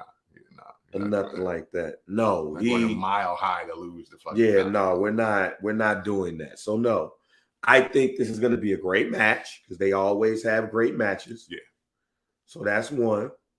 The other part of it is that it's a great match for the European crowd to see, but he's not winning that title there. Yeah, nah. Gunther should be the star. He already got a belt. Right. Now, if they want to somehow say, because I think he should start doing this. Hey man, if we wrestling, we're not wrestling for both belts because you don't deserve both belts. So you could wrestle for the WWE World Championship. You know what I'm saying? And then he defeats him. And it's like it's the upset of the century type shit. All right, cool. Yeah. But that's it. Yeah. Nah, I'm sorry. Like take your ass to Raw with this belt, bro. Right. SmackDown's still my show. Right. I got that. I got that off my back now. So thank you. Like, nah, I'm straight on that. Yeah. And they can always they can always use the clip of him just throwing the WWE Championship away like it wasn't nothing. Like, man, I didn't want this. I just beat a dude that couldn't beat me. Yeah, like why do I have this? Yeah. Yo, Jake, go do a tournament. Yeah. Go do a tournament. Find out who the champion is. They still not better than me. And I'll wrestle that person. Here's another joint WWE. Roman Reigns, I don't even need this title, fam. So here you go. Do a tournament for the next champion. And then I'll wrestle said champion at Clash of Champions. There you go. Hey, I like it. Like that. Tribal TV. At first he was giving out hugs. Now he's giving out opportunities to be great. You know what I mean? I'm giving you an opportunity to be on the island of relevance. Yeah. And we just do a champion versus champion. But I'm going to show you that I'm better than you.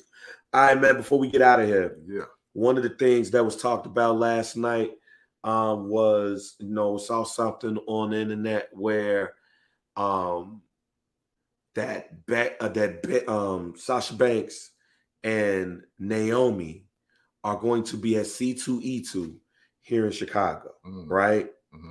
But the other part about that is that multiple reports suggest that the WWE will reach out to Sasha and Naomi to reconcile now that Vince McMahon is no longer in charge of the WWE, which says a lot to me that they believe that the issue was between Vince McMahon and Sasha and Naomi, or he had something to do with it, because why would you, as Triple H and Stephanie McMahon, say, you know what, let's try to see if we can mend this? Shoot, I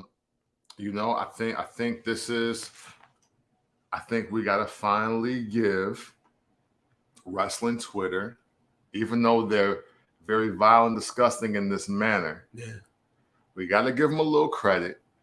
Give you a little credit, because I still don't believe in Vince dying, Vince being fired, something bad happening to him. Like I'm not cool with none of that. But what we literally are seeing here is that Vince's iron fist was what drove them away, while Paul and Stephanie are like, nah, we knew you was the future then, so we don't want to lose you now. Let's really sit and talk about it. The old man ain't here.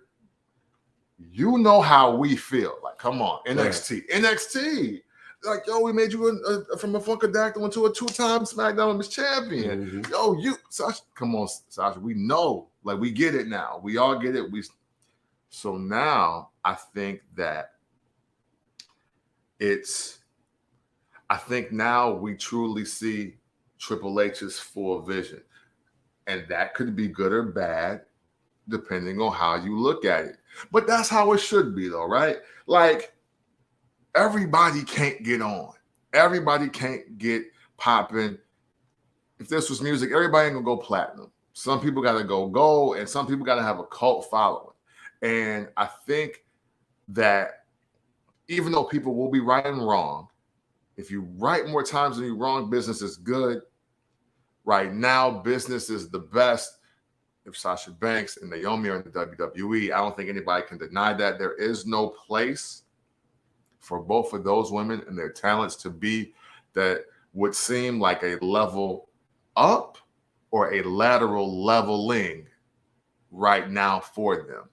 So I do believe that the best decision is being made here for some attempt at reconciliation, some attempt at renegotiating, like all of that. I think it just makes sense, especially for what we got a feeling is on the way. Yeah, man, I think you hit a point where like everybody in this business says never say never. Like even CM Punk said never say never when it comes to the WWE. I don't think that. Well, let me reverse what I was about to say.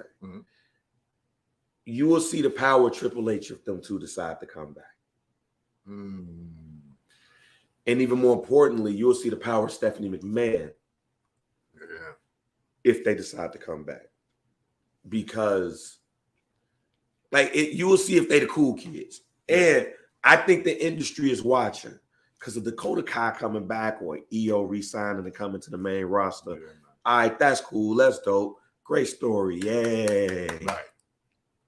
But if you see, I truly believe, if you see Sasha in the ring, not even Naomi, because I still say that Naomi is more likely to come back because of family ties with the company.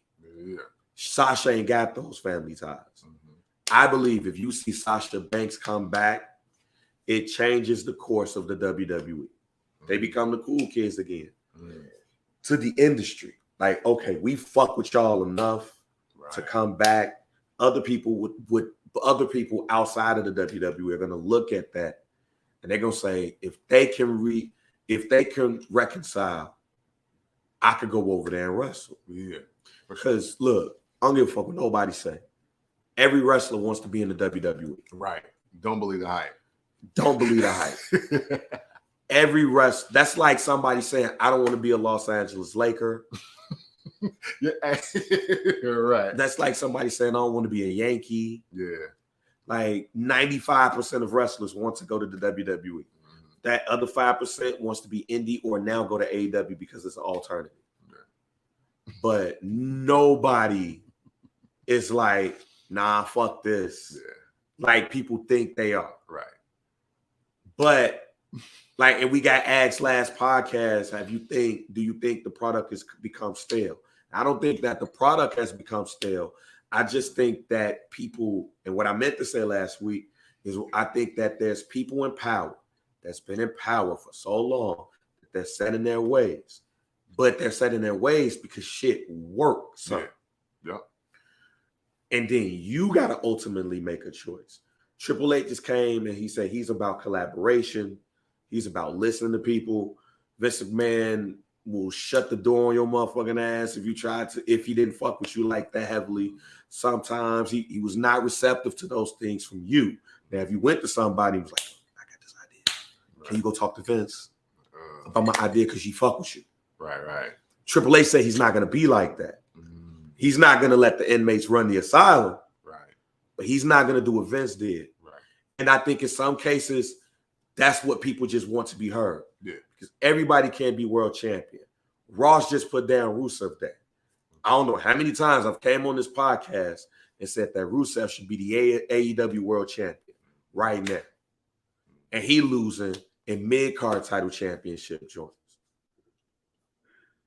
Now he trying to go up against Malachi Black. Which, hey, those two names, I wouldn't be surprised if where we sit right now, they want to talk about some sort of return. Well, according to Tony Khan, at least Malachi Black is signed for the next 5 years. And Adam Cole is signed to maybe 2027. So I wouldn't be shocked or surprised if some of those same people are now looking like, damn. Like, yo, hey, man. Because you gotta survive the company has to survive the 5 years. Fuck, I should have just waited and been a little bit more patient. That's hasty. But shit, we also have seen under the radar, very under the radar, how them contracts end up being null and void on the low. And it's like, yeah, we were gonna do this. Nah, I think for some of those people, Buddy Ass was like, nah, I'm gonna sign you to long-term deals because he could die. And you might be like, and we know who's taking over. And you might be like, okay, I'm gonna slide back over there. Like, you don't, matter of fact, you don't want to be Arn Anderson and Tully Blanchard. You don't want to dip and then come back and then you can't go. Yeah. Like Tully could. Yeah. You don't want to be that dude that like switch companies crazy. Yeah. Like, ain't none of them big, like, I could see some of those people that are former WWE wrestlers that he really like see as the real cornerstone and not that pillar shit that y'all was trying to sell us on a couple of months ago. Yeah. I could truly see him signing them to longer term deals where they can't dip. Whereas the people like a MJF got you out at 2024. And I'm still. You can't tell me now. I'll be all in front of the camera for this one. You can't tell me MJF is not looking at the WWE like. Listen, man. You personally can't tell me that MJF didn't get fired and they thought it was done for him. And now this change has come and Paul has already called him and they're planning his debut. Yeah, you can't tell me it's not happening. I believe it. So basically what I'm saying is it's a new and exciting time for wrestling with Vince McMahon being out. This was the first pay-per-view in WWE history that Vince McMahon was not in control of. Yeah. Do y'all know there's been pay-per-views since 84, fam? Yeah, man. He put all his money into WrestleMania.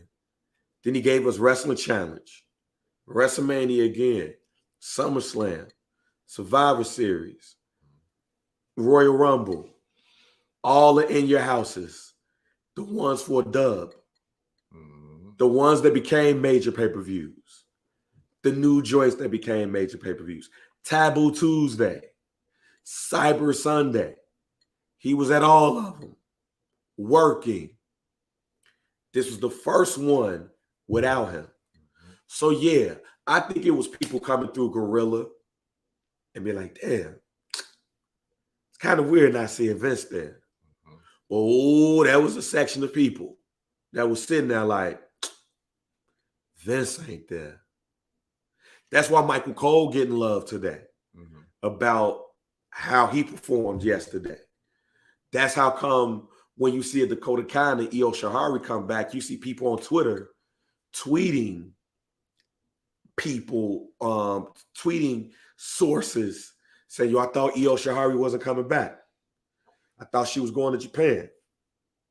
You saw people who used to be with the company say, damn, this is great. Yes. And you probably didn't see them tweet it. There's others and other companies like, it might be time to go back. And I don't mind being a mid-carder. I don't mind because a mid-carder here is more important than me having the title there. Like, yeah, it's dope to be the Impact World Champion.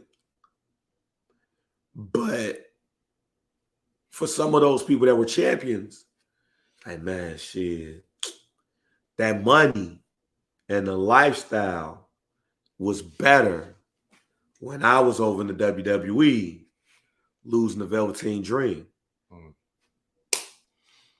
So there's that. It's going to be and if this pay-per-view was Huff, then everybody would have been out saying, oh man, this is whack. Paul is Paulette. WWE is dead. But nobody said that. Right. It was, I love wrestling. I love the WWE. We feel good. It's lit. I can't wait till Monday. And the last thing I'll say is, since traditionally the day after WrestleMania and the day after SummerSlam are days where we see debuts or re-debuts, next Monday and next Friday, to me, are potentially bigger than Saturday, yesterday. It's probably the biggest day or biggest week in the company's history, because until WrestleMania or Royal Rumble leading to WrestleMania. Why? Because now you have a full week and you have a pay-per-view under your belt without Vince McMahon. And traditionally we get debuts and re-debuts. So let's see if some things happen. We move some people up. We bring some people up. We see new feuds. What are those new feuds? How are people affected? I want to see Carmelo Hayes on Monday. I want to see a Braun Breaker on Monday. I want to see a new and improved Kevin Owens on Monday. I want to see Charlotte on Friday. I want to see all of those people to say, hey, that's cool. Triple H back? Bad. That's cool. We lit. And all those people saying that I wish he ran the company, I want to see all them on their shit now. I want to see that now. I want to see that energy that y'all said would happen if he were to if he would have run creative. Because now it's time. So even to your point, when it comes to getting certain things and performing as a wrestler, and it's not necessarily Vince's fault, it's the wrestler's fault, or it's really going to be double that. Absolutely. When Triple H says, I need you to do this. This is supposed to be the energy that y'all wanted, right? Right. Let's get it. Yeah, absolutely. It's definitely got to come with the work. You know what I'm saying? Like, the guys on the roster, the men and women on the roster are there because they do the work. It ain't just about talk. It ain't just about tweets. It ain't just about what the fanfare is saying. You actually go out there and produce. Most important part of all of this, no matter who's in control. To your point, Bang, first major premium live event without Vince McMahon. And I think it was a very successful, very upbeat, just very great night. You know what I'm saying? To just not even just try to give you expanded vocabulary. The WWE is in good hands. They have a clear future. And now it's just about seeing what's next. So we'll see what's next. You know? And we thank y'all for checking out the show this week and every week. Likes, comments, shares, tags, conversations, questions, innuendo, reports, updates, all of it greatly appreciated. Obviously, we couldn't do the show without you, but making the show a reality with you is that much greater. And always remember, if you ever want to talk about wrestling in an unconventional way, you do so by checking out the First Black Champ podcast. Camp, bang, we are out. Rest in peace, Bill Russ. Yeah.